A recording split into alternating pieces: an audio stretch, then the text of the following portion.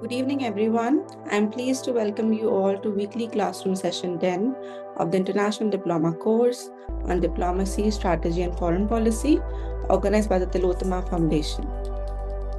As we progress through the final phase of this International Diploma program, we are increasingly engaging with topics that illustrate the interconnections between regional geopolitics, domestic political trajectories, economic vulnerabilities, and the strategic calculations of both major and smaller states within South Asia and Indian Ocean region. Our session today, titled Sri Lanka and the Maldives and the South Asian Geopolitics, Past and Present, offers a critical opportunity to examine two states whose strategic relevance is historically rooted and contemporarily magnified. Despite relatively modest territorial and demographic profiles, Sri Lanka and the Maldives lie astride some of the most vital sea lanes of the communication in the Indian Ocean, through which a significant share of global trade and energy flows traverse. Their foreign policy choices, development partnerships, and the security frameworks consequently intersect with broader questions of maritime security,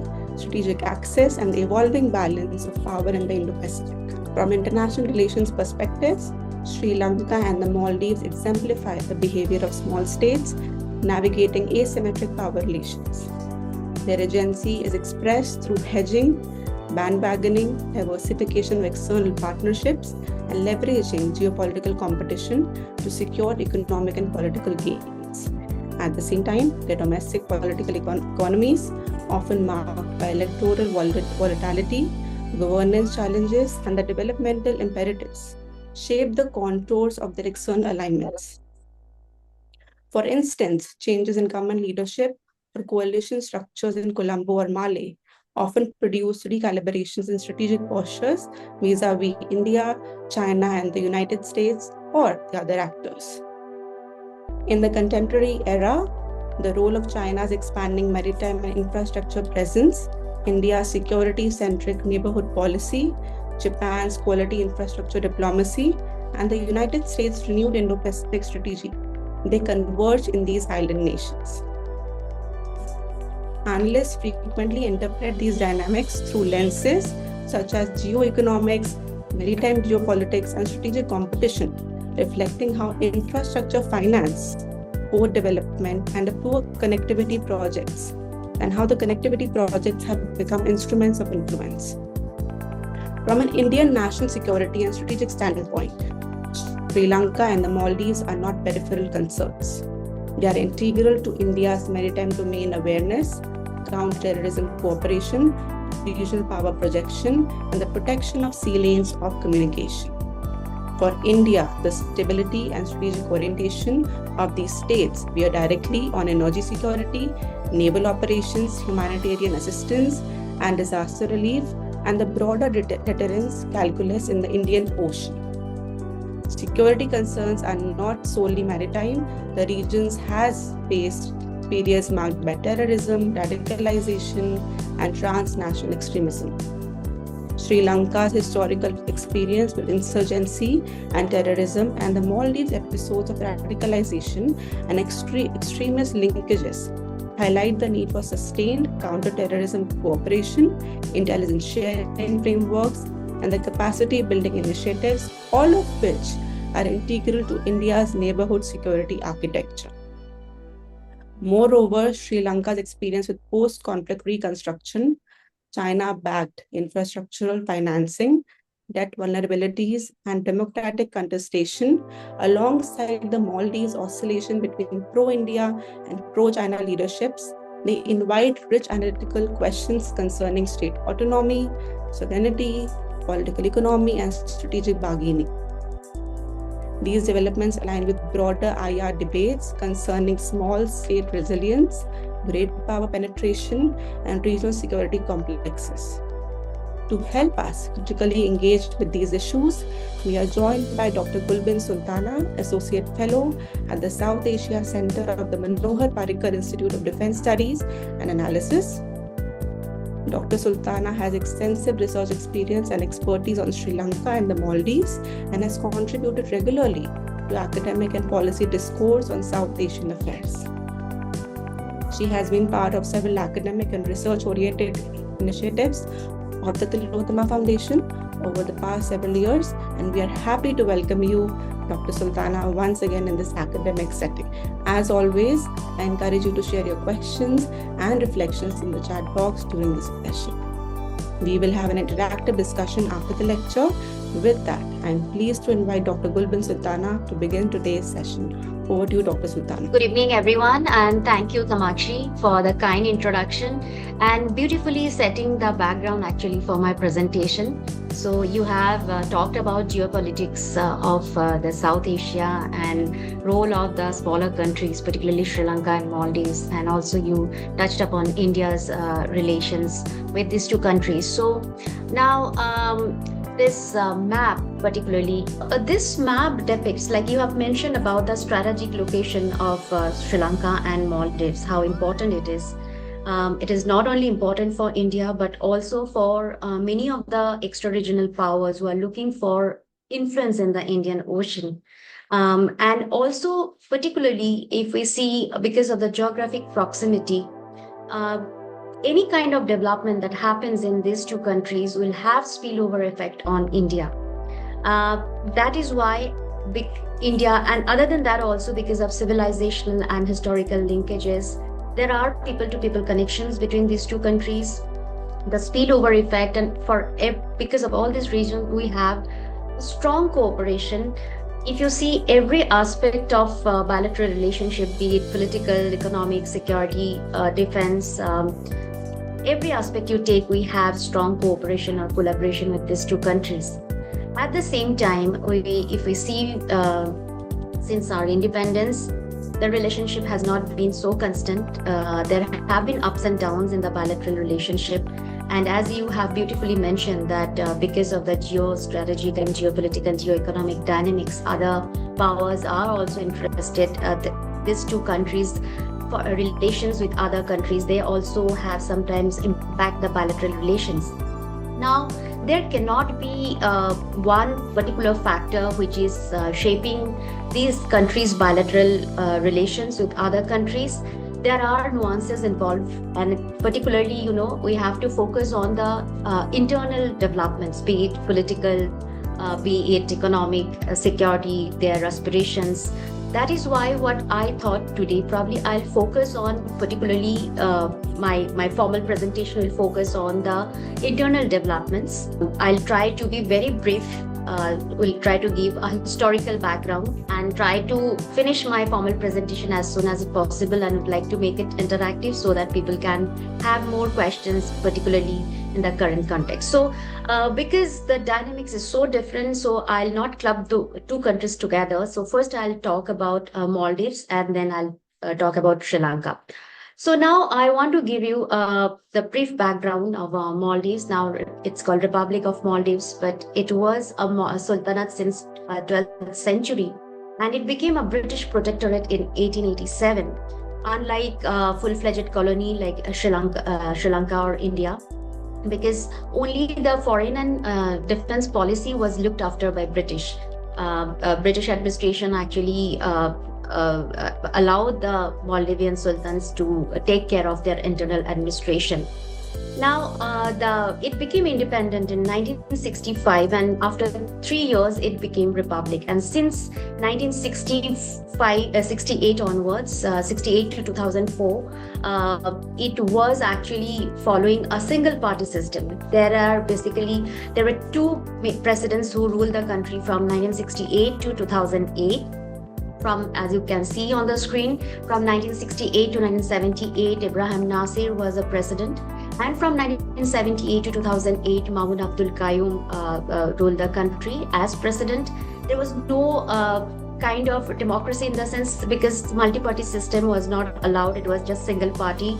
There was no election as such. There was just referendum, and people just said yes to Mahmoud Abdul Qayyum, basically gave mandate to Mahmoud Abdul Qayyum continuation. If we see, because British was before independence, British was looking after foreign policy and defense policy. They did not want to expose Maldives too much because of their own political and strategic issues. That is why when Maldives became independent, it did not have much interactions with many of the countries. Their main focus initially was within the subcontinent, particularly mostly with Sri Lanka and with India. And because of the economic aids and all, they were focusing on the multilateral agencies like UN, ECOSOC, and so on.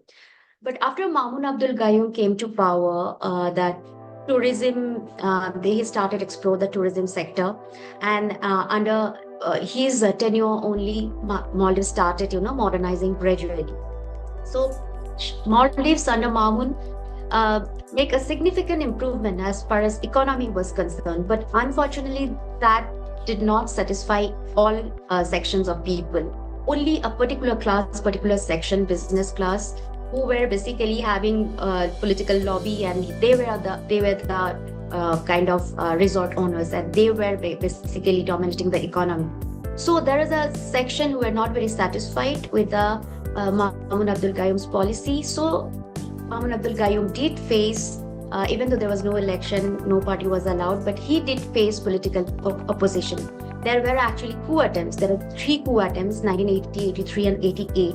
80 and 83 were not successful, but 88 coup was a major one, though it did not succeed. Maldives sought India's assistance, and India provided immediate assistance.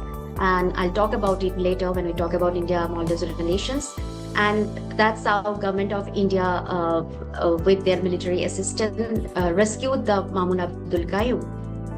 But however, that political dissatisfaction continued within Maldives, and we have seen in 2003 there was a demonstration for political reform, and it was basically led by Mohammad Nasheed, who later became president in 2008. And he got international support, particularly from some of the British parliamentarians, British support. Not military support or something like that, but some kind of, how to, political support kind of thing he achieved. And because of his activism in the climate issues and all, he had some kind of friends in the international community. So initially, Mamun Abdul Gayoom tried to suppress this political reform movement. However, he also declared emergency. However, he could not suppress it more like previous years. Finally, in 2005, he legalized the political parties. And in 2008, Maldives brought a new constitution under which the first presidential election under a multi-candidate, multi-party system was held in October 2008. Now, in this presidential election, Mohammad Nasheed became a president. He won. His party is called a Maldivian Democratic Party. Now, he promised lots of changes because there were lots of issues, human rights issues. There were, concentration of economy within a particular section of community. So he wanted to decentralize this resort industry, resort business, tourism business. So many things, many reforms he brought. Now, interestingly, in 2005, when political parties were allowed, there were main 4 political parties registered. One is Mohammad Nasheed's party, that is Maldivian Democratic Party. Then Mamun Abdul Gayoom, they formed a party called Devehi Raitungya Party, DRP. Then there were 2 other political parties, Adalat Party and Jamhuri Party. So during presidential elections, they all participated. And but there was a parliamentary election in 2009. Now, what happened in this parliamentary election? Mohammad Nasheed's party could not win. And the main reason was that all the political parties, other 3 political parties other than Mohammad Nasheed's party, the leaders of all these political parties, they saw a threat if the MDP comes into power and all those political reforms were introduced. Because first of all, because most of the leaders, they were part of Mamun Abdul Gayoom administration before, when it was single party system, and that time there were lots of cases against them. They were accused of violation of human rights.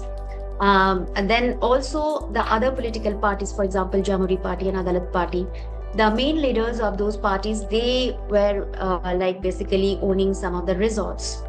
Now, they saw an economic threat if Muhammad Nasheed brought this decentralization bill and decentralized the tourism sector and all. So, because of all this reason, I think all these political parties they started protesting against Muhammad Nasheed. Now, it's a typical situation where president is from one party, and in the parliament, the other party is majority, and but they started, having lots of issues and objections on whatever bill was introduced by the ruling party, that is Maldivian Democratic Party. Now, because of this kind of protest against Muhammad Nasheed, all the three political parties, they were trying to mobilize popular support against Muhammad Nasheed. And one of the interesting point, I think that's where India, Maldives foreign policy with India became a victim. Now, what happened? Muhammad Nasheed that time, he was having lots of developmental assistance. He was trying to sign lots of developmental assistance projects with India, also security and defense related projects with India. Initially, he was kind of anti-China, but because of the economic compulsion, he also tried to have some kind of positive approach towards China. But if you see compare that time, China just started making inroads in the South Asian region, and with Maldives they did not have any much presence. Only the tourists started coming because that time, and only one or two projects Maldivian government signed with China, but most of the projects were with India. And because all the political parties were mobilizing popular support, they also started targeting this whatever projects the government signed with India. And one particular project which became easy target, and that is at that time in 2009, the then defense minister visited Maldives, and they discussed about this, setting up coastal surveillance radar system. Now that time it was not made public. They were, I think, government discussion was they were having the discussion at the government level, but somehow that issue was leaked, and the opposition political parties, they propagated that India is, by setting up those coastal surveillance radar system, India is trying to have a military base in Maldives, and Maldivian president was trying to facilitate India to have this military presence. Now that became an important issue, and also that's how they tried to project India at that point of time. But another project which was actually signed project, that is a GMR project by which India was India's GMR company. It's an Indian company, Bangalore-based company, that was developing the international airport of Maldives. That became a major victim because the Daibai Retungya party, they filed a case against this project. They said that it was not discussed in the parliament, no parliamentary approval was taken, and it was signed, but the lower court, the case was filed in lower court, and lower court verdict was favorable to the opposition political party. But since president was supporting that project, Muhammad Nasheed, they continued. But then as the political protest against Muhammad Nasheed continued, and Muhammad Nasheed had to kind of resign under compulsion in 2012, and his president Muhammad Wahid became his vice president. Muhammad Wahid became president. He took action on this particular project. So again, coming back to the political developments in Maldives. So after the resignation of Muhammad Nasheed, Muhammad Wahid became the president. Interestingly, he was actually a vice president of Muhammad Nasheed, but he also developed some kind of animosity with Muhammad Nasheed, and he also turned anti-Muhammad Nasheed. So he came under the influence of other political parties, other opposition political leaders. And meanwhile, because Muhammad Nasheed was having many friends in the international community, and also there were lots of issues coming up on human rights abuses, and on the radicalization was going on, and all those issues.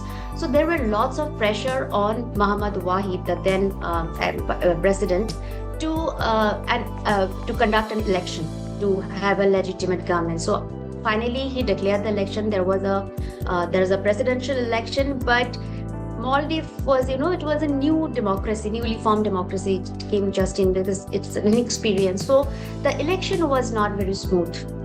There were issues because of the paucity of time. I'll not go into detail. So the election had to go in the second round, and finally, ultimately, in the final round, Vaivehi Raithungia party, but by then, actually, the leaders of the Vaivehi Raithungia party, that is Mamun Abdul Qayyum party, they left the party and they formed another political party. By then, it is called Progressive Party of People's Progressive Party of Maldives, PPP. So Mamun Abdul Qayyum stepbrother, Abdullah Yamin, became the president. Now, interestingly, under his presidency, there were lots of issues in the country. There were like political turmoil because he started behaving, after winning the election, he started behaving like an kind of an authoritarian ruler.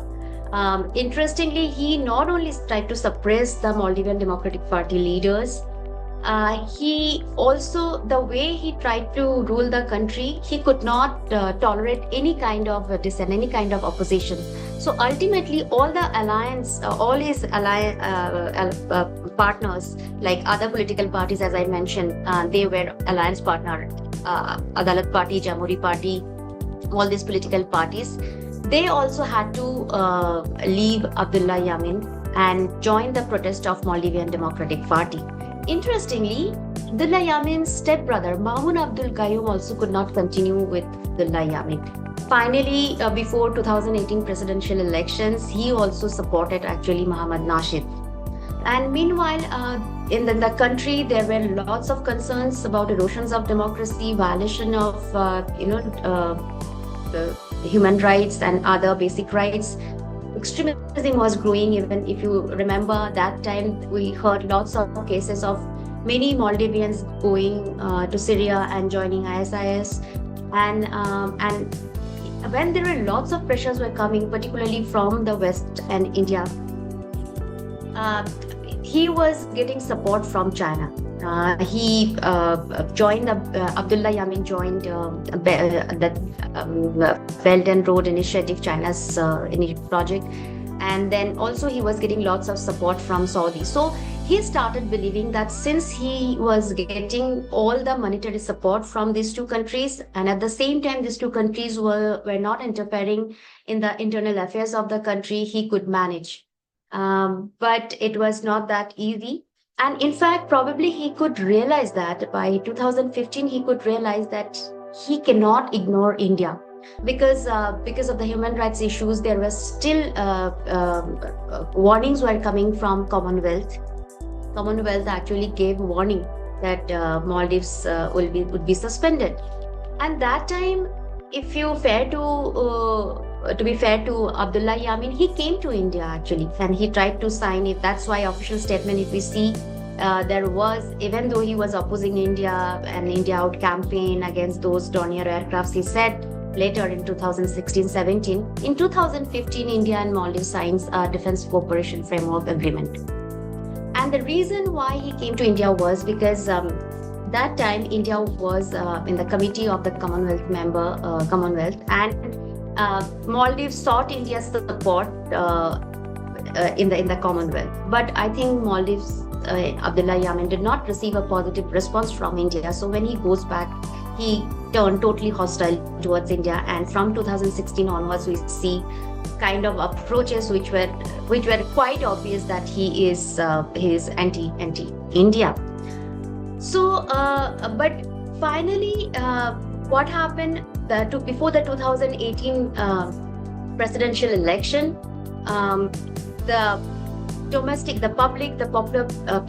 popular opinion, I think, started gradually, shifting towards the Maldivian Democratic Party. They realized that they cannot have a smooth kind of living under Abdullah Yamin, and there were international pressure was also mounting. Initially, the police and the judiciary, they were all actually listening to under the influence of Abdullah Yamin. But somehow before 2018 2018 presidential election was held in around November, but by February, March onwards, I think we have seen that probably police and judiciary also started feel the sense of the kind of people's verdict. They could read the writings on the wall, and that is why we have seen that judiciary did not support Abdullah Yamin. And finally, when the election was held in 2018, Maldivian Democratic Party, with the support of other political parties, came into power. But this time, the leader of Maldivian Democratic Party, Mohammad Nasheed, was actually in exile. He was arrested, as I mentioned, after he resigned, and on medical ground, he went out, and since then he was in exile.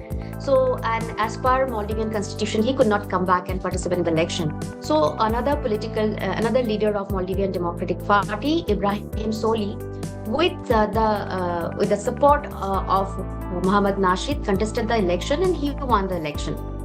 So when Maldivian Democratic Party-led coalition won the presidential election, and also they won the parliamentary election, there were a quite shift in the entire atmosphere in Maldives.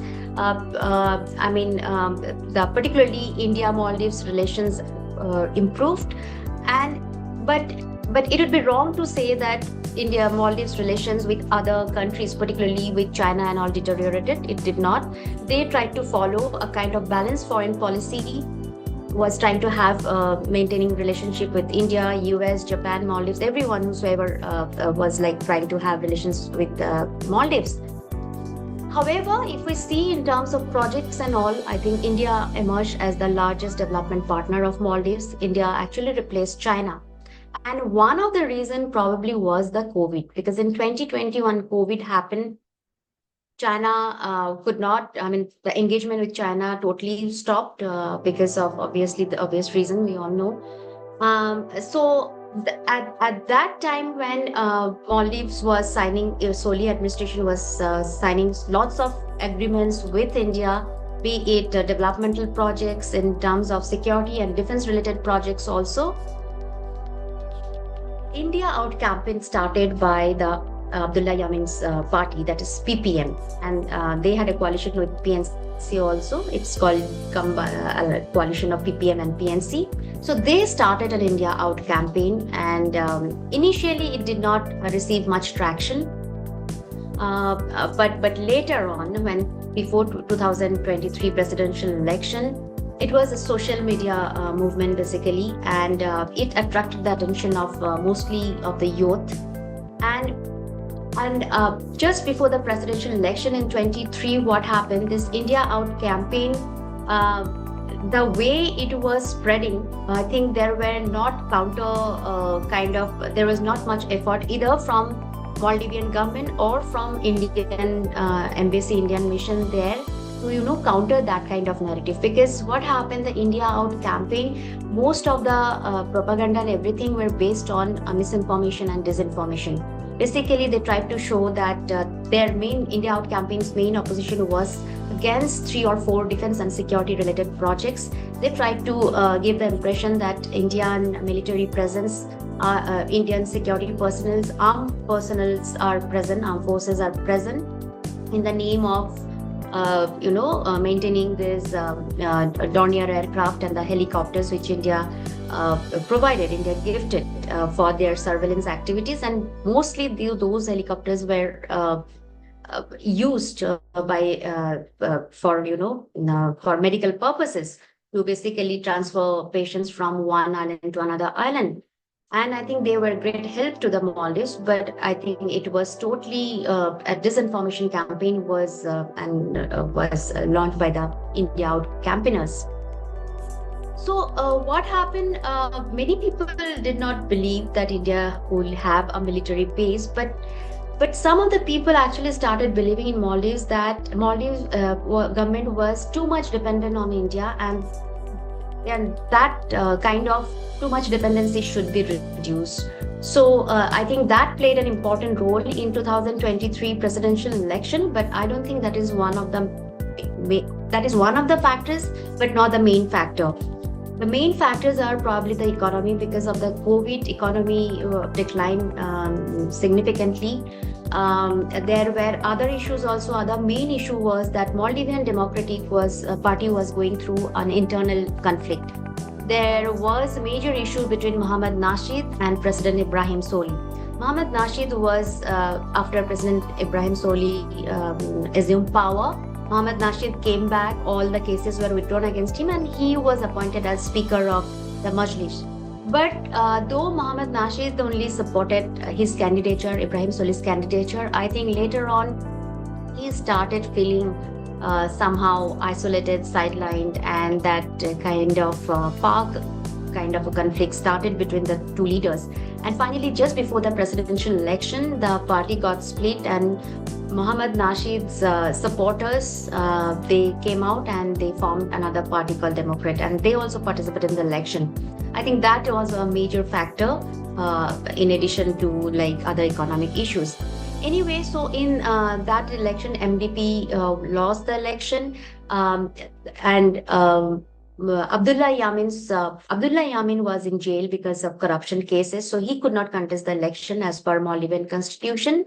But Mohammad Muizu, he was a PPM leader, but there were some issues again between Abdullah Yamin and Muizu, and Abdullah Yamin wanted PPM to boycott the election, but the PPM supporters, cadres, they did not want to boycott. So all of the PPM leaders, they joined PNC, which was a coalition partner, and finally they contested. Mohammad Muizu contested as PNC candidate and won the election. Now, after Mohammad Muizu won the election, there was a major shift in India-Maldives relation, because he was definitely an active participant in the India Out campaign. And when he won the election, he had to show to his supporters, to his voters, that he what he promised, that immediately after winning the election, he would throw out all the Indian Armed Forces personnel. So he in addition to that, there were so many other, he said that he was going to review all of the projects which were, all of the projects Maldivian government, Soli administration signed with India. And basically he was trying to say that Maldives would reduce all the dependency, its dependency on India. I think he took the action on this regard. We all know about, I'll not go into detail, maybe we can discuss that later. He made India to withdraw the military personnel. I mean, the Indian military personnel are not there, but civilians are still there. They are kind of maintaining this, the 2 helicopters which India gifted, and Dornier aircrafts. Now, main point is because Maldives doesn't have the capacity and capability to maintain those helicopters there, so they need some kind of assistance. So Indian civilians had to be there. I think government Muizu administration also understood, because as an activist, as an opposition leader, they can say all those things on the street, but when he assumed the power, he will have to take practical steps. So he also understood, and he allowed the Indian civilians to do that. Now, and PNC, they won the election in the parliament, in the parliamentary election also in 2024 March. But after March 2024, we have seen a significant shift in the tone and tenor in Muizu's approach towards India, because before that he was very, very hostile, he took a very hostile approach towards India. But we see the change, and I think the main reason why he is doing that because of the poor economic situation of Maldives, because of the COVID, and also because there were lots of debt. Debt was rising. It was more than around, I think, more than 15% of GDP. And on top of that, they had to repay some of the debt servicing was due in 2024 October, and they were facing dollar shortages. Their foreign reserves declined, a kind of a situation where they could only afford probably less than a month of import. So in such dire situation, he reached out to India. And though he actually tried to, approach Turkey, China, all these countries, and he was initially in the first 3 months of his after he assumed the power, in the first 3 months, he was talking about that he would get all the assistance from Turkey, China, and other countries. But the kind of the external assistance he required could not flow. I mean, there were commitments, promises from everywhere, but I think it could not flow. And because of this kind of economic situation, the international rating agencies, they downgraded Maldives rating. As a result, it was not possible Maldives to seek the financial kind of external assistance. So in such dire situations, he kind of reached out to India, and India, unlike negative response to Abdullah Yamin when he came for some kind of support in 2015, this time I think India handled the situation quite matured way, I would say. Despite kind of approaches Muizu showed towards India, did not reject what his Muizu's request, and India signed a currency swap agreement, $400 currency swap agreement, which helped Maldives to kind of increase its foreign reserve, and also helped to repay the coupon amount on Sukuk bond which was due. It was about to default on as a debt defaulter, but because of India's currency swap agreement, it could evade being a defaulter. That helped, and then India also provided relief by extending the repaying of those kind of the due date India has extended. So right now in this kind of dire economic situation, though it is slightly improved in the last 24 years, they have taken various economic reform measures. Still, if you see the official figures, there is a slight improvement in 2025 compared to 2024. However, they are still vulnerable. There are debt issue is still there. There are foreign reserve crisis. So in such dire economy, I don't think Muizu is going to do anything which will kind of offend India too much. So at this point of time, though he talks about reducing dependency and all, he's trying to balance his relations with all the kind of major powers. But we have to wait and see. But I don't think in the near future we can see major problem in India-Maldives relation as of such. Not because his kind of approach has attitude towards India has changed, but because of this economic compulsion. So I will not discuss Maldives much. I'll go to Sri Lanka so that we can discuss it later. Now we all know this Sri Lanka. It's a multi-religious, multi-ethnic country. And it was known as Ceylon before. Now, Sri Lanka doesn't have any written history. So, the Mahavamsa, which is basically a historical chronicle, that gives accounts of ancient past and all. So, according to that Mahavamsa, the first man actually in the island originated in 543 BC when Vijaya, an Indian prince from India, went to Sri Lanka with his 700 companions and landed there. And it says that at that time they were like Nagas and Yakas, they were there. So basically Vijaya was the founder of Sinhala dynasty, which is the majority community in Sri Lanka right now. So and then they formed the Sinhala dynasty. So from 543 BC to 1815 AD, if we see, it was ruled by 8 Sinhala dynasties. And then 13th century also the Tamil started ruling the Jaffna area. And from 16th century onwards, the colonial powers like Portuguese and Dutch, they started ruling for a brief period of time. But Portuguese and Dutch, they never controlled the entire island. They just control a part of island. But when British came and took over from the Dutch in 1815, they kind of had full control over Sri Lanka. And so they ruled from 1815 to 1948. And during this period of British period, I think they changed not only the demography of Sri Lanka, entire administrative system, other system. There was a major impact in the social structure of everything changed in Sri Lanka. And I think that repercussion we can still see in Sri Lankan politics today. So briefly, the political thing, 1948, it got independence, but though there were reform movements, because British, they started bringing political reform. They started new kind of administration, the kind of, this democratic form of government, the modern system which we see today. They introduced it and they started reform. And that time, unlike India, there was no political freedom struggle as such.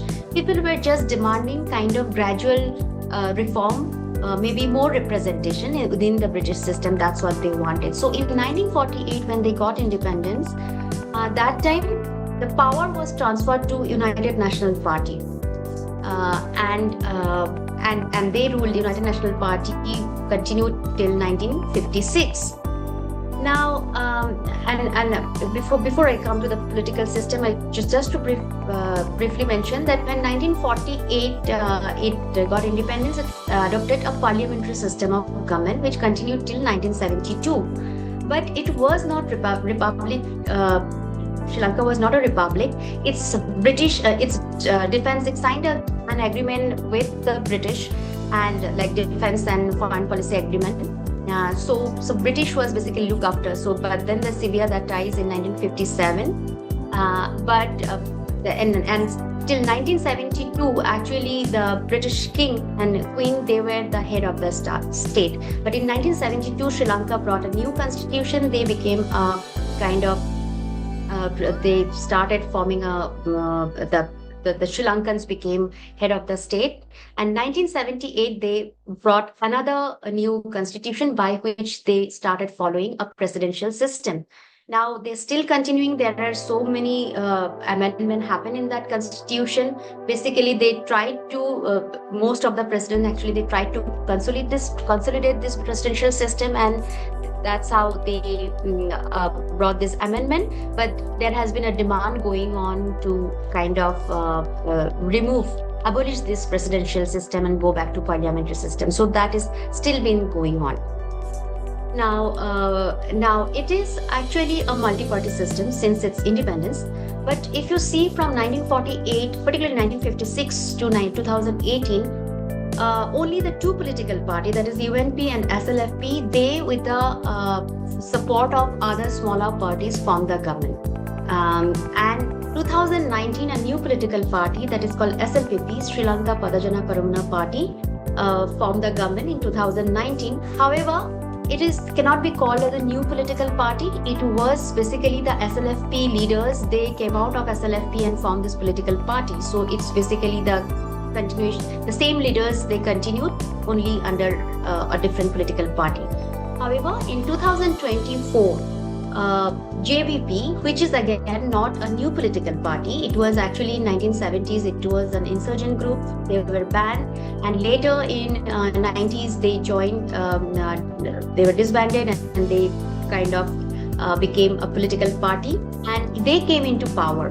Now, even though the JVP participated in the election and they supported other political parties, SLFP, and were part of government, but this happened for the first time, not for the first time, but this is, I think after UNP, it happened for the first time that a particular party without support of UNP, SLFP formed the government. And now I'm going to discuss what happened after JVP, but what are the highlights of Sri Lankan politics if I see since independence? One is ethnic politics. As I mentioned that during British period, the system, the repercussion we still see. So the ethnic politics, we all know about the armed ethnic conflict that continued from 1980s to 2009. Though the kind of war ended, but I think the ethnic politics, ethnic conflicts, we cannot say that it's still over, because the genuine grievances of the Tamils still there, and so the ethnic politics still continues. However, the root of this ethnic politics actually started during British period only. When they started having these reforms, they initially had this communal representation system. Under that system, the Tamils, the Sinhala, the Muslims, they were having representation. But later on, there are lots of politics involved in that. I'll not go into details. But later on, British introduced territorial representation system, under which what happened, the Tamils and other minority communities like Muslims and Tamils, they started feeling they were opposing this territorial representation system, because they felt that they before, under communal representation system, they were having equal representation, but under the territorial representation system they lost it. So that's how it started, and that deteriorated even after the independence. Now, what happened in British period, I would like to discuss about this briefly. There were kind of a revival movement. We don't talk about much. Religious revival movement started during the colonial period. Because what happened when this colonial powers came, they tried to suppress the Buddhism and introduce the Christian. And in fact, the minorities that time, like the Buddhists, Muslims, and the Hindus, they were being persecuted to promote this Christianism. So as a result, what happened, there was a revival movement. Now, during British period, they tried to revive it, but that time it was not politicized under the British period. But when and it was somehow kind of lost its relevance, which was totally, their aim was to revive the religion, not to politicize the issue. So there was a clear gap between the political leaders movement and the religious leaders movement. But what happened after independence, when UNP came into power, D.S. Senanayake, the first Prime Minister of India, Prime Minister of Sri Lanka, he was not in favor of this kind of ethnic politics or religious politics. So he focused on Sri Lankan nationalism. But there were a few sections who wanted to have a Sinhala nationalism, because they thought, because British were leaving and now the Sri Lanka got independence, there should be the old system, the pre-colonial system, the Buddhist kind of, Sinhala Buddhist supremacism, all these things should come back. But D.S. Senanayake was not in favor of that. So in the first 8 years of Sri Lanka's independence, we don't see much ethnic politics during that period. There were of course other politics involved. That's a different issue. But the SLFP party, the SWRD Bandaranaike, who was also part of government initially, he developed some kind of issues with D.S. Senanayake, and he wanted to form his own party and all. So at that time, I think he took the support. He started playing this ethnic card, and that's how they formed the government, and they won the election in 1956. Since then, we have seen that the kind of ethnic politics spread in the Sri Lankan politics. It was not possible for any of the political parties to now, reverse that thing. So they have to talk about this Sinhala nationalist. They cannot talk about Sri Lankan nationalism. They will have to talk about Sinhala Buddhist nationalism. And later on, there were political changes, like, for example, 1972 constitution, the way it was made, then presidential system, first the electoral system, the way they changed it, it became a totally majoritarianism was there in the country. And under such situation, I think it became important for particularly the Sinhala political parties not to play the Sinhala card. So that system continued, and because of this majoritarianism, we have seen that armed ethnic conflict which started in in the late 70s, and it continued till 2009. Now, in Sri Lankan politics, ethnic and religious, it is very difficult to, delink the two, because Sinhala Buddhism is both like religious and ethnic term. But since the conflict was mainly between Tamils and Sinhala Buddhists, so the focus was on ethnicity, not so much on religious aspect of politics. But after the war, we have seen now also assertion of religion in the political parties. It was always there. I don't say that it was not there, but I think it has become more now, because now it was believed that the war ended, they defeated the LTT and all. Now I think next target should be, now there is like extremism, Buddhist extremists. They are talking about how Muslims are threat in the country and how they have to do it. So now religion has started playing a role. So that is also an important aspect which we look. But all these aspects, I think, and interestingly, in 2019, there was an Star Sunday attack. And that also gave an opportunity for this religion to play politics. There were a communal kind of feeling happened in the post Easter Sunday attack. But then because of the COVID, and after that, the economic crisis, we all know about it. I will not go much into this now. And because of this economic crisis, there was an Aragalaya political protest. President had to, go. We all know about it, so I'll not go into detail. So that economic crisis, I think, have shifted something among the Sri Lankans. Now, I won't say that the ethnic or religious politics won't play a role in Sri Lankan politics, but for the time being, I think this economic crisis has impacted everyone right from the lower class to the upper class. Everyone, this economic crisis has affected everyone. So there is not much scope for the political leaders to, play the religious or ethnic cards right now. The focus is mostly on the economic issues and the survival and development and growth. So under that circumstances, the JVP came into power. So right now JVP is talking about, though at one point of time JVP was very kind of chauvinist kind of attitude they were also having, but right now they are talking about Sri Lankan nationalism instead of Sinhala Buddhist nationalism. So we'll have to wait and see. It's just a rhetoric or how they are going to manage. Now quickly come to strategic issues. Now always when we all know the smaller countries, as you also mentioned during your introduction, that maintaining sovereignty and strategic autonomy, they are the main issues for the smaller countries. And Sri Lanka always have had that issue. But since independence, when Sri Lanka was always concerned about presence of extra-regional power, and as a smaller country, it will be in the big power rivalry and all those things. Those concerns were there, but I think in terms of threats, security threats and concern, they always perceive India as a threat initially, and that threat was there since independence.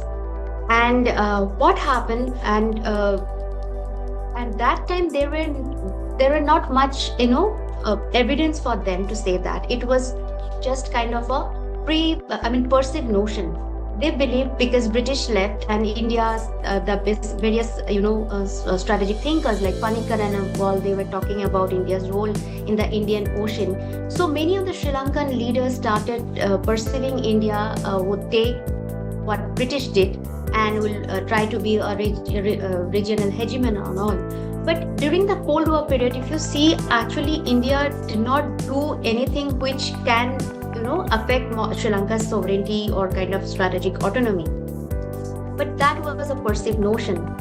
But things changed in 70s, and particularly for the Sri Lankan perspective, when India started kind of assisting the LTT, the militants, providing the military assistance to the Tamil militant groups and all. Then the Sri Lankans started seeing India as a major threat, and that became they became like they were convinced when Indian peacekeeping force was sent in 1987. Though India sent it on invitation of Sri Lankan president, but Sri Lankans just ignored that fact, and they felt that India. And before that, in 1985, you remember, India airdropped the fruits for the Jaffna people and all. So they also see that as an interference and the violation of Sri Lanka's sovereignty and all. So since then, that kind of threat perception concern is always there. Though India provided assistance and defeated LTT, and India after the war also India is providing assistance. So, and particularly after Rajiv Gandhi's assassination, when India clearly mentioned that India would not get involved militarily, then Sri Lanka started talking about India's economic influence, because then Sri Lanka was talking about improving economic relations, signing SEPA and ITCA and all those things. So now you will get the narrative that India, through this economic agreement and all, India would try to affect Sri Lanka's sovereignty. So, but these are one kind of, because there are vested interests involved. political interest or the economic interest. So I think they try to manipulate, and it becomes very easy. I think because of India's involvement in the ethnic conflict, it becomes very easy to manipulate this kind of narrative. Now, having said that, I would also like to mention now, though Sri Lanka is very much concerned about having the strategic autonomy, they sometimes also they are in dilemma because they perceive India as a threat and concern. What they try to do is try to counter Indian influence, and because of that, they kind of facilitate presence of extra-regional power. And we all know, we talk about Chinese presence today and how Sri Lankans only actually facilitated this kind of presence, allowed to have this kind of facilities there. But it's not only China. In fact, I see that my reading is that since independence, Sri Lanka has done that. Sri Lanka signed that defense and foreign policy agreement with the British after in 1947-48, before getting the independence. That was because they perceived India as a threat. They thought they will be under the influence of British, at least somebody would be there. Later, now UNP was pro kind of in terms of foreign policy. If we see in the Cold War context, UNP was pro-West and SLFP was kind of socialist, so kind of pro-Soviet at that point of time. So when the SLFP came to power, we have seen that Sri Lanka getting closer to China in 1970s itself, 63 itself. In fact, a maritime agreement was signed between Sri Lanka and China in 1963 itself. And then in 1970, late 1970s, when India started getting involved in the ethnic conflict issues and started training, then we saw Sri Lankan leaders getting closer to the US. And that point of time, India did not have a good relations with US. India was India had lots of issues, when because of US presence in Sri Lanka. Knowing that Sri Lankan leaders, they were about to provide facilities to the US, providing a tower, listening post in 1980s, but of course later they could not do it. And now we all know about how Chinese presence is there, and that is a concern. So I think that there is a contradiction. On the one hand, they want to keep themselves away from this big power rivalry. They don't want it. They want to maintain good relationship with everyone. They talk about following balanced foreign policy or non-aligned foreign policy. But on the other hand, the way, because of this perceived or misperceived notion about India and threat about India, sometimes I think the way they deal with the foreign powers, that affects India-Sri Lanka bilateral relations.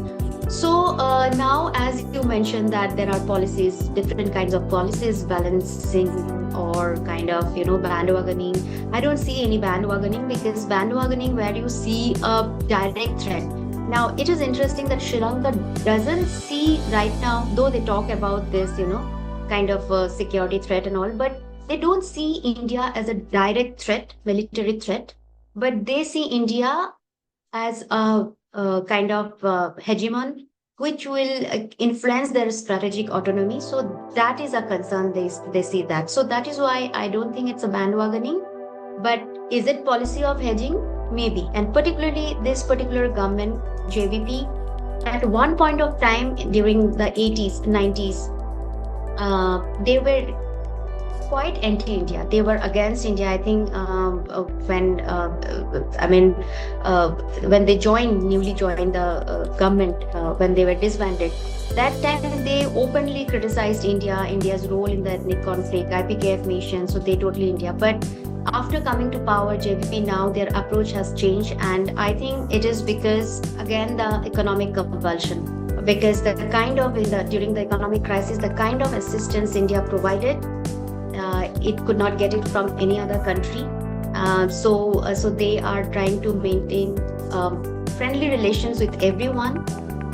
So I assume, I want to do more research on it, but I assume right now Sri Lanka's policy can be called hedging, policy of hedging. So I'll stop here. And last point I would like to mention, I think interesting point both in case of Sri Lanka and India, Sri Lanka and Maldives, what we see is that on the one hand, they are concerned about India, that their strategic autonomy will get influenced. But on the other hand, they are also aware that they need India, and because they are aware that all other extra-regional powers, they, I mean, they can afford not to assist these two countries because of their geographic proximity. They will come to Sri Lanka or Maldives rescue if only they feel that their interest is at stake. That's what we have seen China's role during Sri Lankan economic crisis. Even now in Maldives, China is not coming big way to help Maldives, though they're involved in small projects, but they are not coming. But in case of India, I think there may be issues, there may become, but as I mentioned in the beginning of my presentation, that there will be spillover effect. And because of geographic proximity, even if India wants it, cannot ignore these two countries because it will affect India's interest also. So they know that something happens, be it natural disaster or the economic crisis in these countries, India will also be affected. So it's always better for India to, for its own sake, that India, come in the rescue of these two countries. So this kind of the complex situation is there, which is impacting bilateral relationships. So I'll stop here, and if there is any question, I would like to answer. Thank you so much, Dr. Sultana. I think your whole presentation was very insightful and engaging, and you clearly highlighted the strategic importance of Sri Lanka and the Maldives in the South Asian geopolitics. And you even offered valuable perspectives on how these states navigate complex regional and global dynamics. So I think with that, let's now open the floor for discussion. So I have a question. When you, in your remarks, when you talked about internal politics, like you did it internal politics versus geopolitics. So you emphasize that internal political developments often matter more than external geopolitical alignments. So how does this shift challenge dominant geopolitical readings of India's neighborhood policy?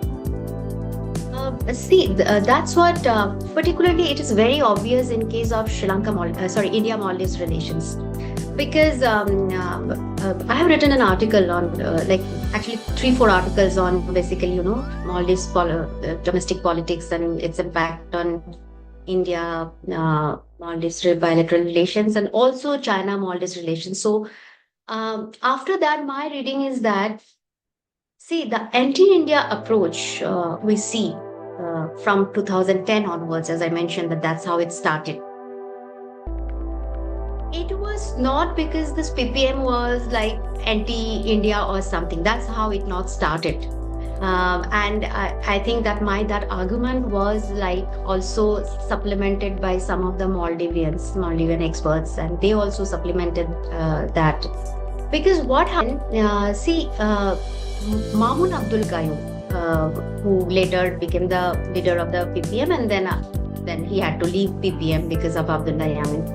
But when he was president, he was a pro-India leader. He was very friendly towards India. But Maldives had to, approach to China in 2001 itself. And the reason was, what happened that time, Maldives was, because of its kind of economic development, it was upgraded to upper middle class income country.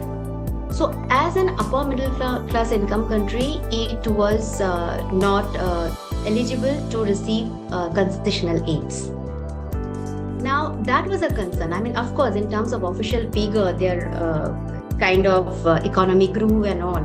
But that was not the reality. They need assistance because they are, first of all, import-dependent country, and they don't have much product to export and all. Their economy is based on only tourism sector and all. Then there was a crisis sometimes when economic crisis happened, global economic crisis. It does impact. So they are vulnerable to external shocks and all. So what happened when ECOSOC decided that they will be upgraded to upper middle income classes, then Maldives was very, very concerned. So all the Western countries, because they were getting assistance from these Western countries under loans. So all the Western countries, they will not get all those loans as if they were upgraded. Only Asian country was Japan that time, who said they are going to provide concessional loans only on climate-related projects. So they did not have anyone because they needed assistance, in external assistance. So that time they approached China. So that's how they started approaching China. But then it was not full-fledged.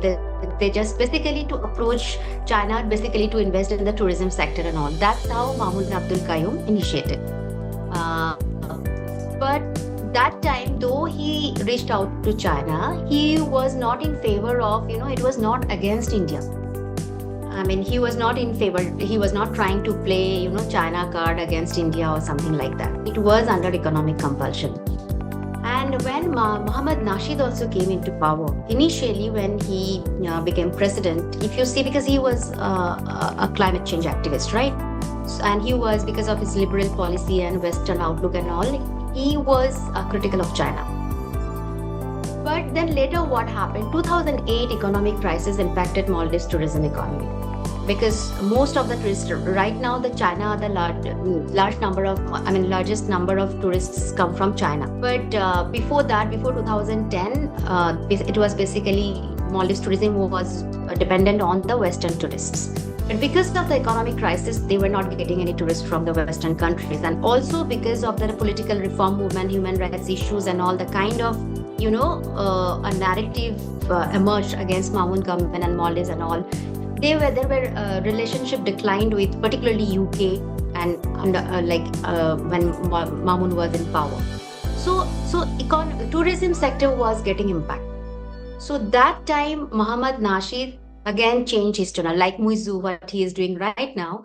Muhammad Nasheed also now at that time approached to China and requested for their investment in tourism sector and all.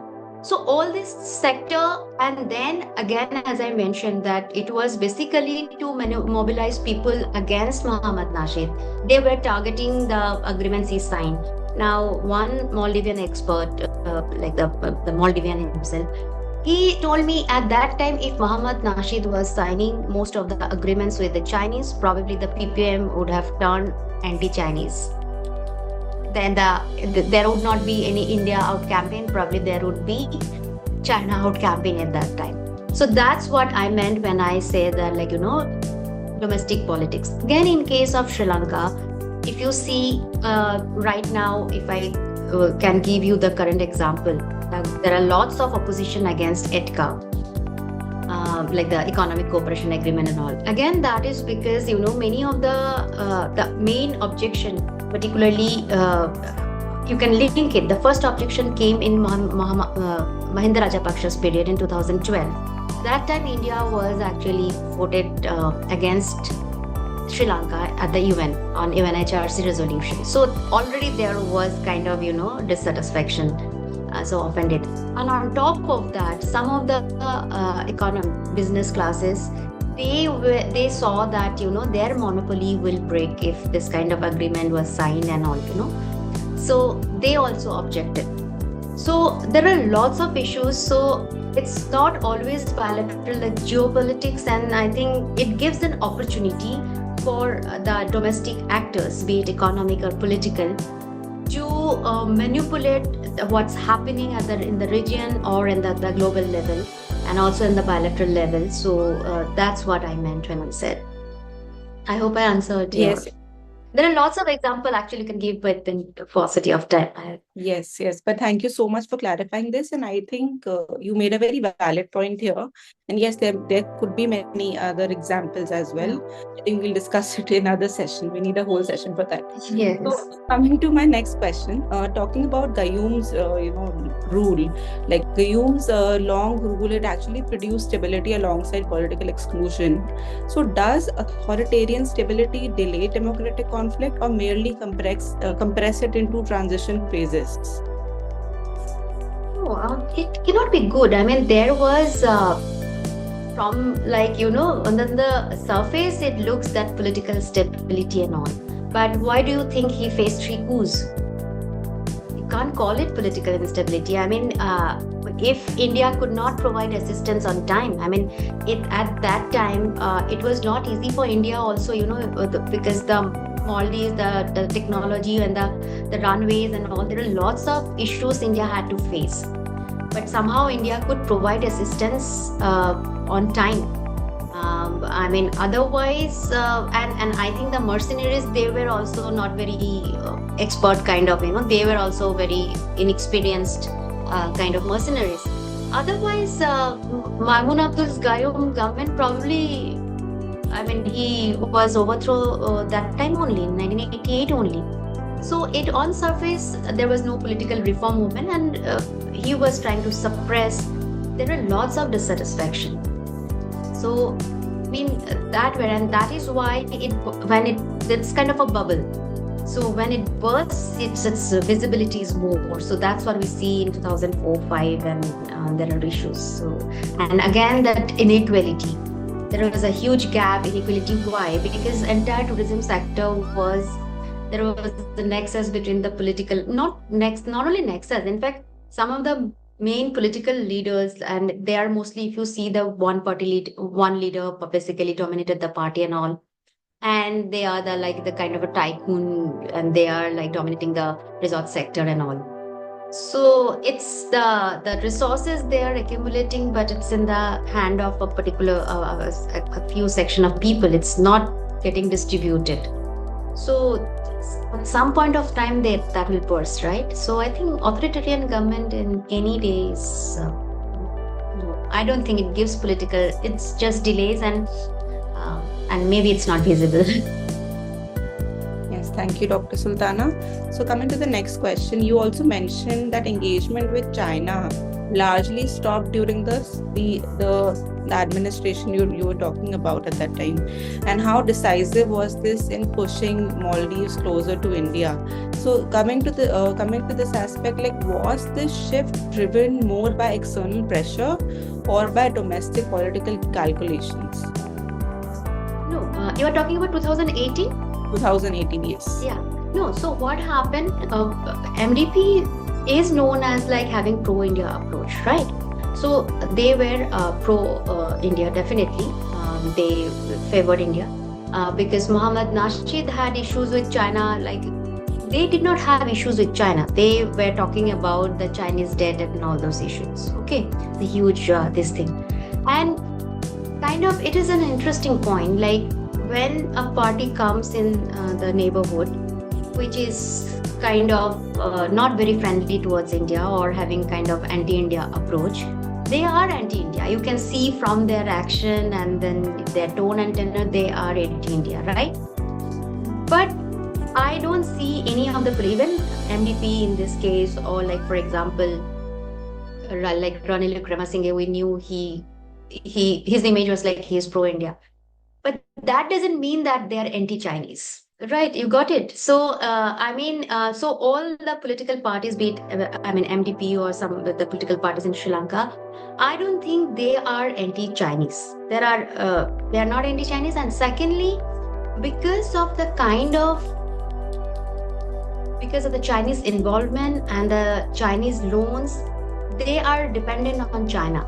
So even if they want to, they cannot totally ignore China.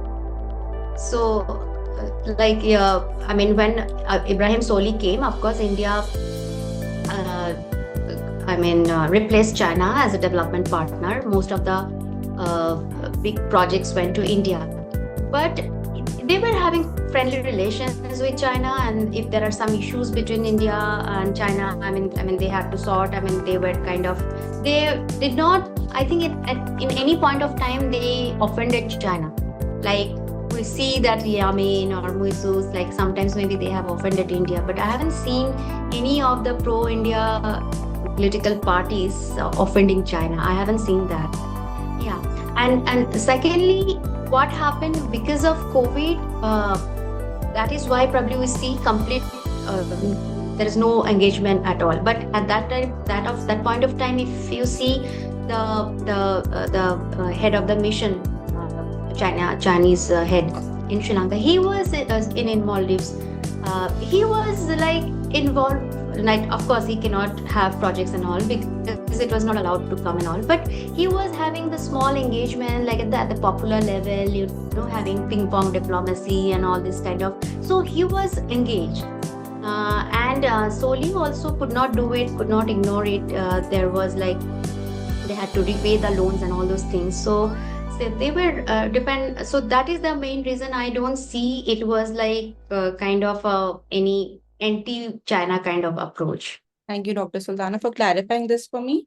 And also talking about misinformation, when there was that India Out campaign, when you were talking about that, you had mentioned that, the India Out campaign has been driven largely by misinformation and disinformation. So why do you think these narratives were difficult to counter once they gained traction?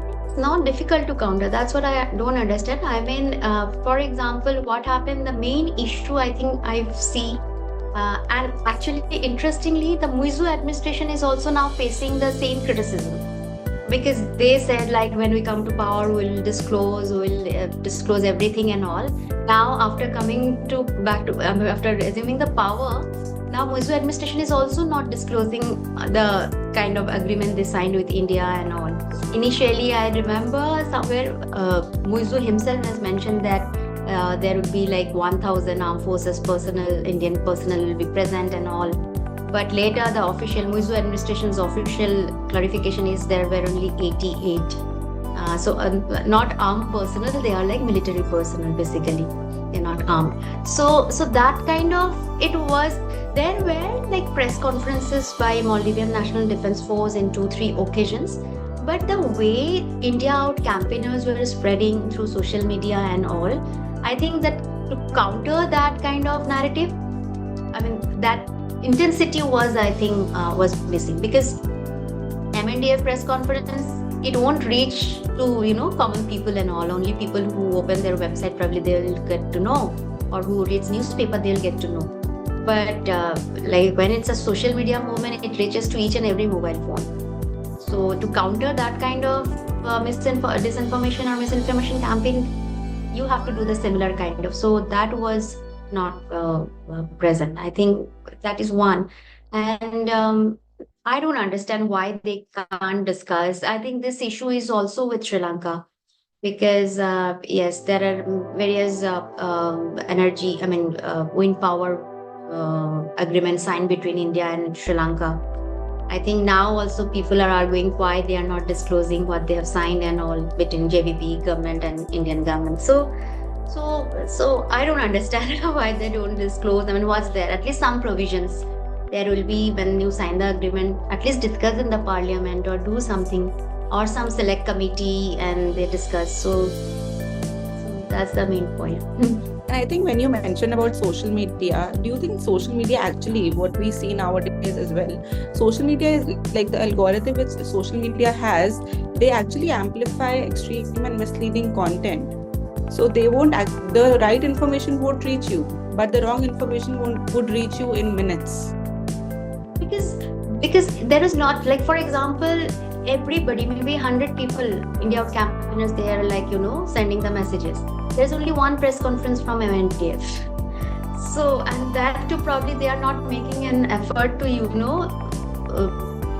use the Facebook or something like that, even where like most of the people are using which platform. You have to do all the kind of research and all. So those are the things I think was missing.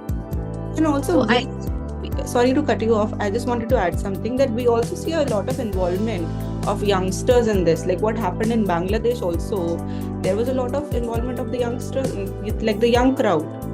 And on social media also, the young crowd is very active. So I think that is how it is done through them. At least India Out campaign, it was a social media campaign, because it was, if you remember, it started in September 2020. So there were lots of COVID restrictions and all. You can't go out and, have meetings and all. So they started social media, and of course, so the youth and all. And it was not only, I've also seen like, actually I used to follow to get their views of the India Out campaigners. That's called, I think, the Maldives Journal. So it is a proper journal. I mean, they will put their, like, if you don't know anything about it, and if you read their articles and all, it's a full-fledged proper articles, research articles kind of stuff you get. So if you don't know about the other perspective, so people will believe that.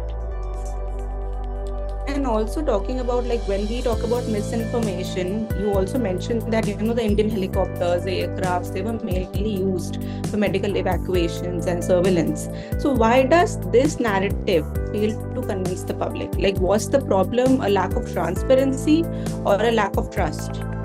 No, I think there are three. The India Out campaigners, they actually highlighted three projects. One is this Dornier aircraft and the helicopters, right? One is that. Second is the hydrographic survey agreement signed. India was doing that. And the third was India was building, and the agreement signed where India will develop a Coast Guard harbor. Okay. So what they said, people knew. In fact, I remember when the issue of this helicopters, it came in Yamin's time only, 2015. I remember that time many of the journalists visited IDSA, and when we were discussing with him, they only told us that no, if those two, because at that time, Abdullah Yamin time, it was like, you just take away, we don't want your helicopters. Then those Maldivians only were telling us, no, it'll like affect Maldives because we don't have any helicopters and we don't have anyone. So people knew, because more than 600, you know, and the Maldives, it's like all the islands are remote. I mean, they have to, you know, it's like distance is too much, and all the islands, they don't have like medical facilities, health facilities. So they have to come to the cities and all. And it's like they have to come by ferry or something. And if there is some weather issues and all, and if it is at night time, it becomes very difficult to access the health facilities. So they were grateful. They do mention that. But what India Out campaigner was saying, that to maintain those helicopters, India is providing armed forces personnel. So India is just using them as excuse to make military presence. Well, the fact is, they are military personnel, but not armed forces personnel, first of all. Second of all, they are functioning under the command of Maldivian National Defense Force. So they are not taking all the responsibility. They are like just there to help, because Maldives doesn't have, like, you know, skilled pilots, adequate pilots to, you know, and then you need to maintain them also. So to maintain and all those things, you need entire crew. It's not just a simple car. So for that, you need around 70-80 kind of persons. So there are total 88 kind of people were there. So now the civilians were there. So that is why the India Out campaign was, so people knew, but the campaign was that the military presence are there. Why misinformation, I said, they said there are thousands of armed forces personnel present. So when they are constructing this harbor, all of them are armed people. Indian people are constructing this harbor.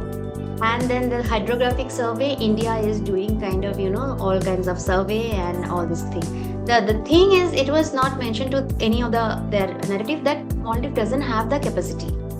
So even now when they are talking about having self-reliance on hydrography and all, now I think during Muizu's visit, they have, though Muizu cancelled the agreement, I mean, they did not renew it when it was like expired.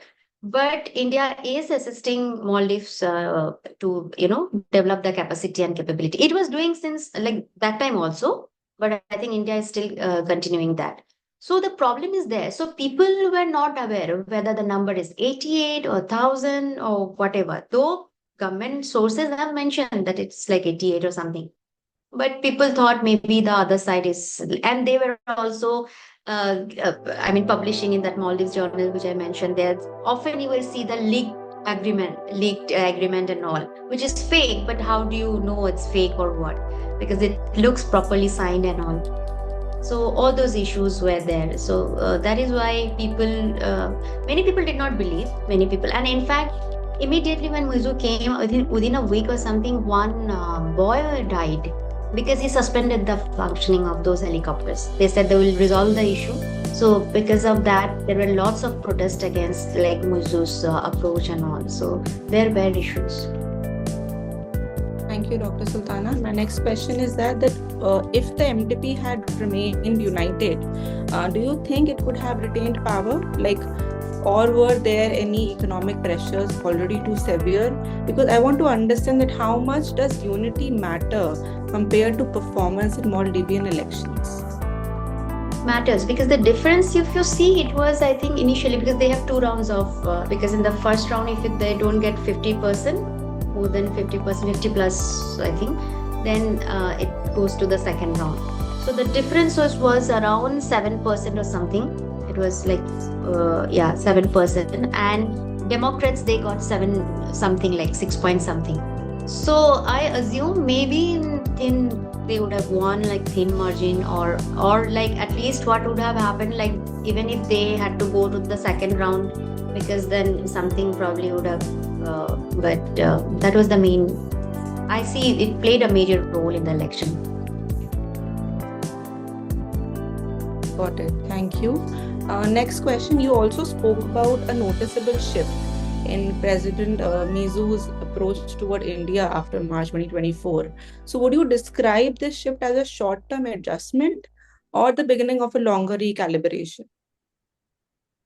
I think it's because of under economic compulsion. It's as simple as it is. And economic compulsion, now the thing is, it is not that the economic problem is going to resolve soon. But then immediate, it was like, if you see, they signed the swap agreement, because the Sukuk agreement, which I said, the Sukuk coupon, it was due in October 2024.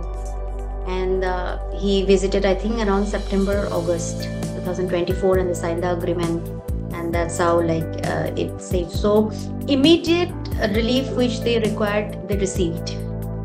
And of course, they could see it from 23 onwards, because towards the end of 23, it was like almost declining official reserves, and they had all the data and all.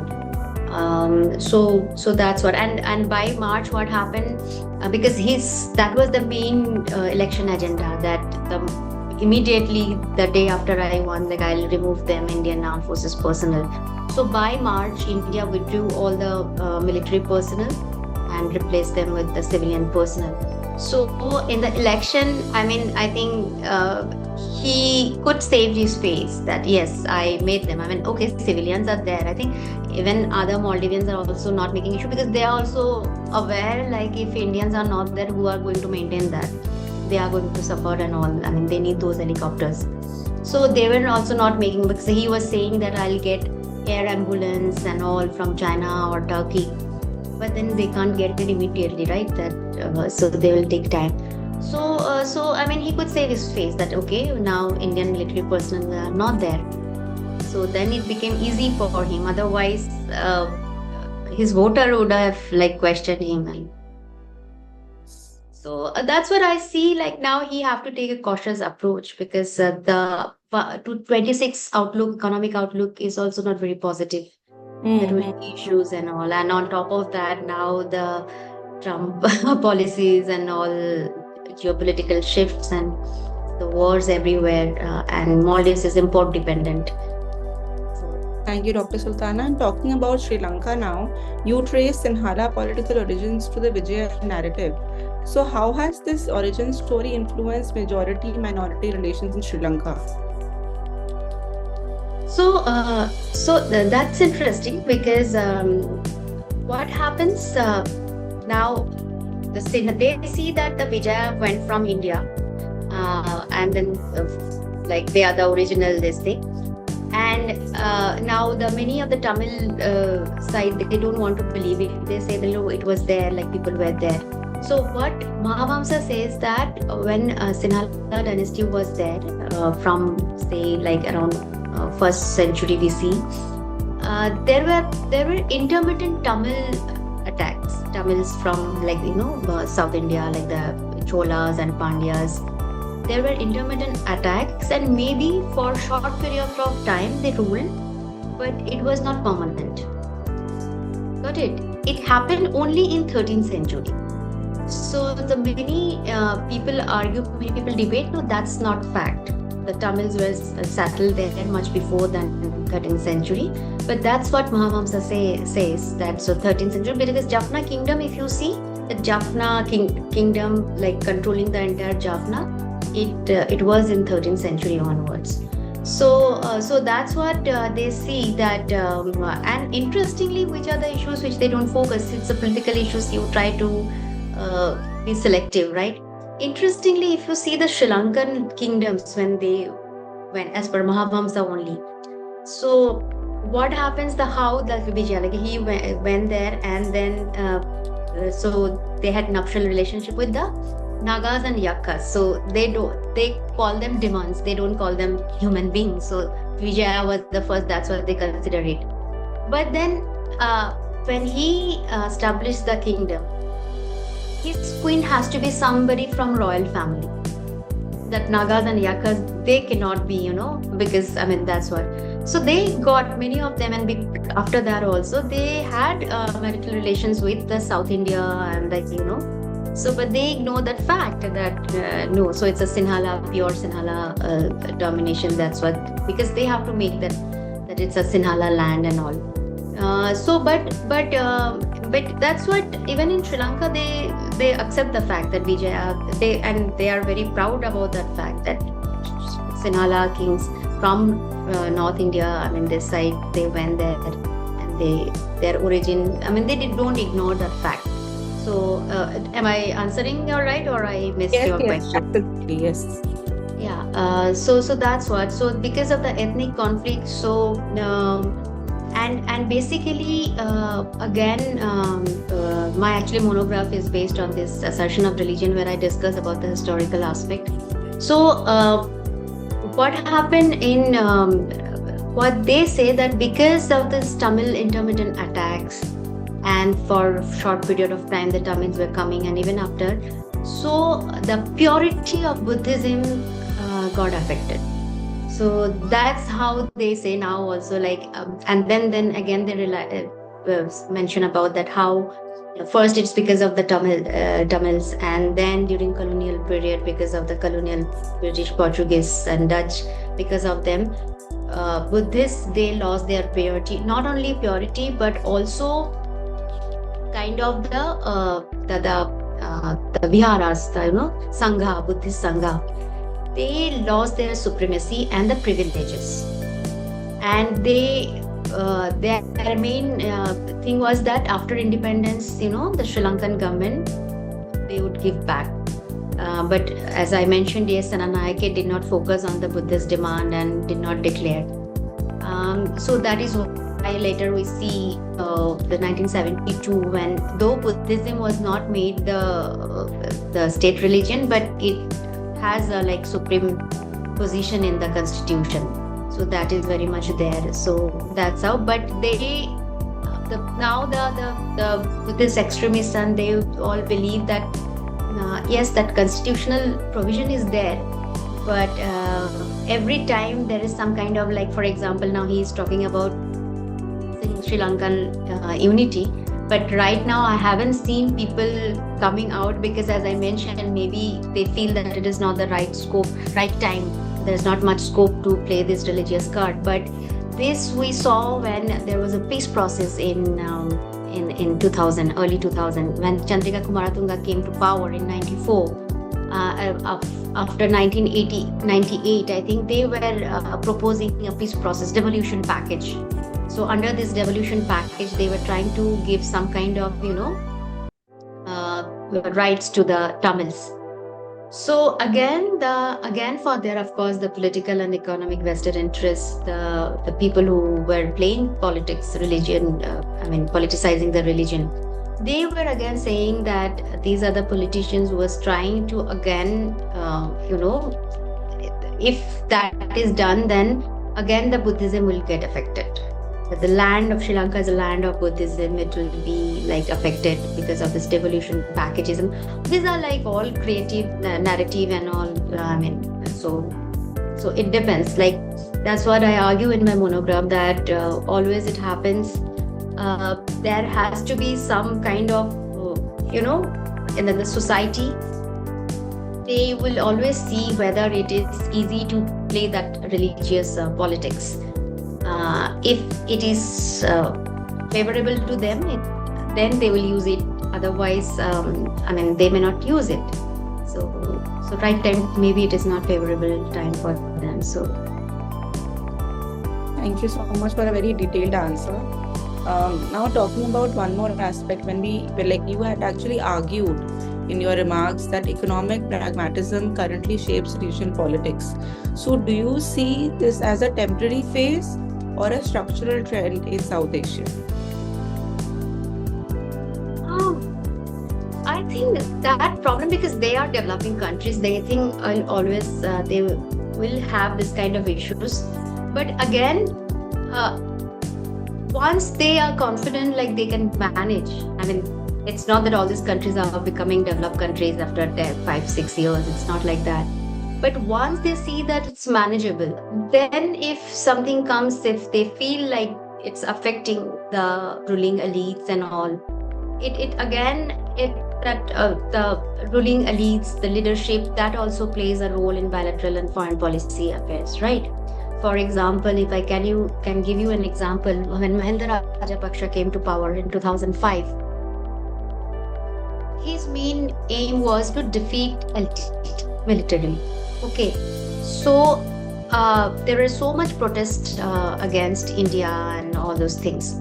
But after he came to power, I think they did proper research and saw like why Sri Lankan military was not could not defeat LTT, because the first Ilam War, second Ilam War, third Ilam War, they could not defeat LTT. In fact, they had to face setbacks in many of the kind of different missions. And one of the main reasons they found is that until unless India stopped supporting and India is on board, like India is taken on board in Sri Lankan government's war against LTT, there will be issues because India has to stop because though government of India was not supplying weapons, and like I'm talking about later in the third and fourth Ilam War phases, but then the assistance was going, right? The sea link was the supply chain was free and all those things. So until they were totally stopped, Indian Navy, does something, and from Indian side, even if military support is not there, political support is stopped, all these things are not there, could not defeat LTT. So that was very clear. That is why we see Mahinda Rajapaksa was that time showed so much kind of understanding about India's sensitivity and all. There was a proper communication channel was established so that the two countries, it was like Troika, they say, three people like Secretary of Defense, Foreign Secretary, and they were discussing constantly whenever there was like some issue, like for example, there was war going on, and that time Indian election was happening here. So then I think there's an understanding, there was a ceasefire in Sri Lanka, so that there is not much protest comes and war ended. So this kind of understanding and all, Sri Lankan leader, they took it. So it depends on the circumstances. So that time situation demanded that they show sensitivity to India's whatever concerns were. So they will show. But then later, after the war, we have seen that Mahinda Rajapaksa was just ignoring whatever India was talking about and all. Just were not. He was basically like directly snubbing kind of India. So that kind of and also depends on the personality of the leader. Like in case of Maldives, again, if I can give you the example, there is a complete difference between Abdullah Yamin and Muizu in my view, because Muizu probably he was looking at things very pragmatically, their compulsion. It's not that Yamin did not have those kind of compulsions. He also, because entire international community was against him, it was not coming, but still he was like kind of, he did not care. Like if Commonwealth is not there, I'll just sever ties with Commonwealth. He actually severed ties with Commonwealth. He did not have good relations with Western countries, US, everyone. He did not care. So I think it's more of because of his like personality, like, see things and all. But again, Muizu is also from the same political party and kind of same kind of probably approach, same kind of thought like about India or like about various other political issues and how the administration should be on kind of slum and other things. But then he can see what is the pragmatic approach to take right now, because ultimately probably he realized that if he cannot manage economy and the other things within politics, he will not be able to come in the next election and all. So keeping that his future in mind, probably he is taking this political ambition. So I think this kind of leader's role, the circumstances, I think everything will depend. And on the geopolitical situation also, how favorable it is. 2014, I think the Chinese role, now they have an evidence. They did not come in the rescue of Sri Lanka. Even in Maldives case, China is not very active. But in 2014, Abdullah Yamin, because China came big way. Belt and Road Initiative, they promised huge infrastructure projects and huge loans. So they promised so much and they were delivering also and on time. So people did not know about that what can happen, like if we take like huge loans and all, what happened. But now people have evidence, so now people are like a bit kind of conscious. And also China also have shifted their approach. If you see, now they are not investing on a huge project. They understand these countries are having economic crisis. We cannot do it because it will not help us. So if you see in both Sri Lanka and Maldives, they are now not investing in big projects, small projects. They are also like kind of probably talking more about grants and not, at least commitments are coming. So I think depends on like whether you have that cushion. If you like take something against India, do something against India, do you have that support?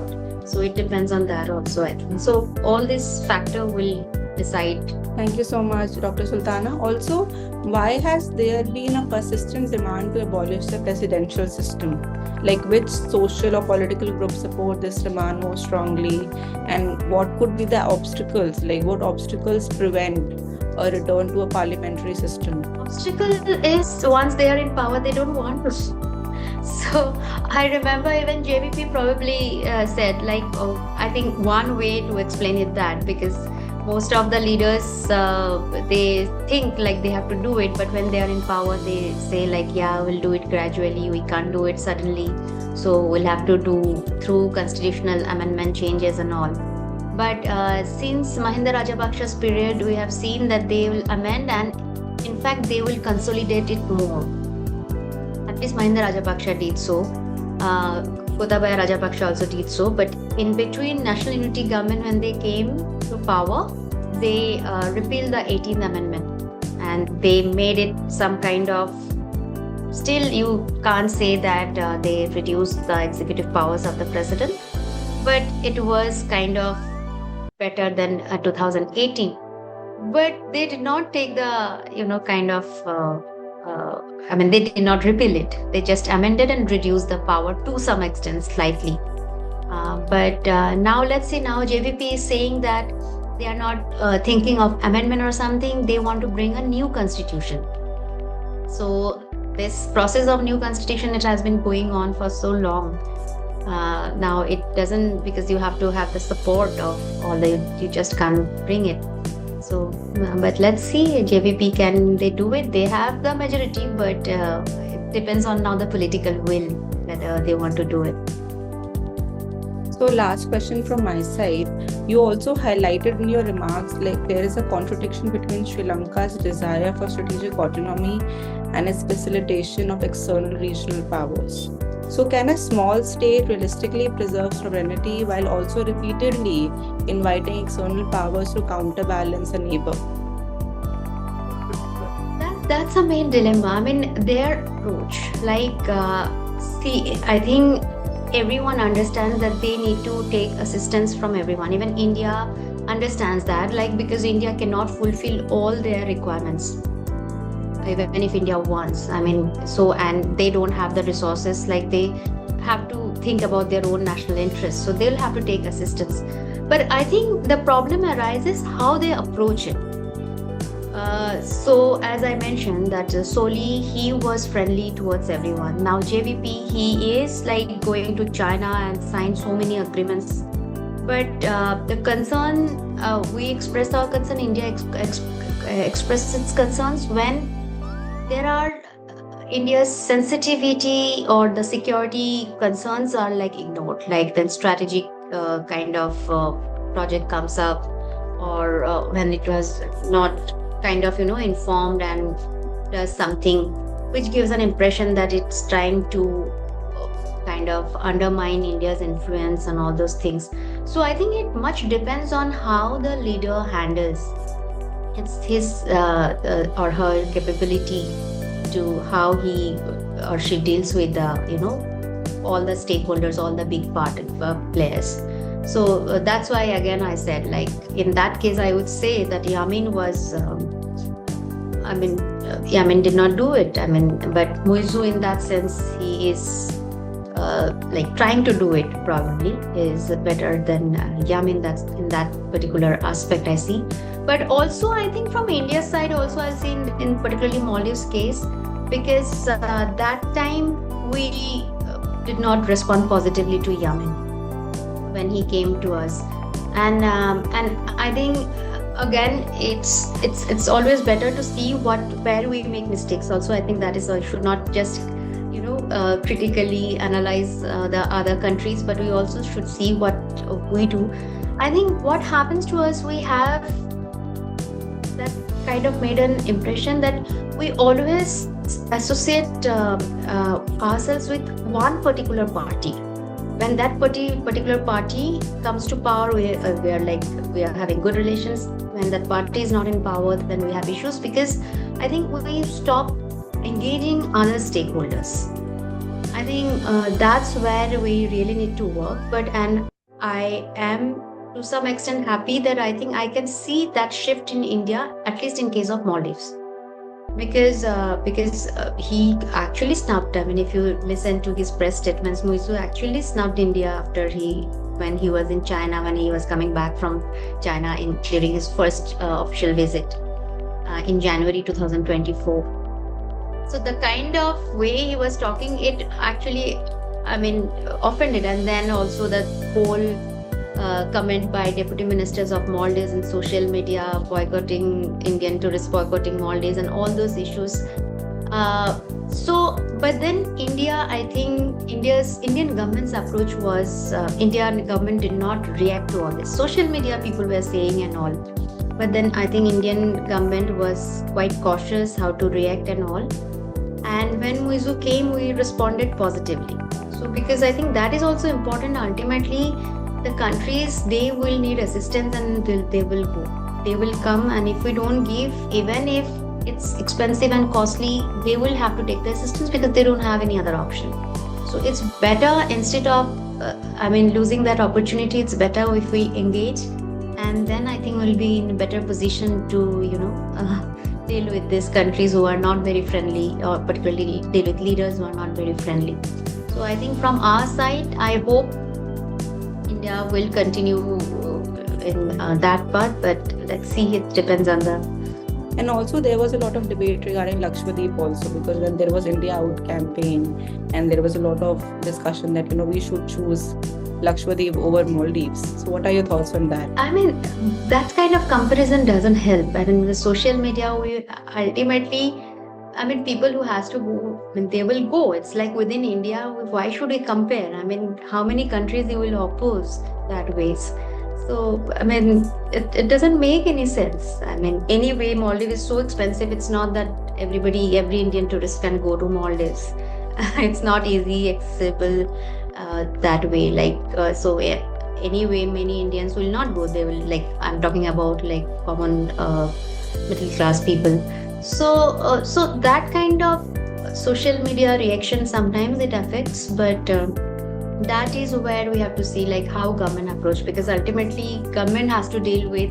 So even if that social media reaction, they can always say it's not government's approach, it's people reacting. So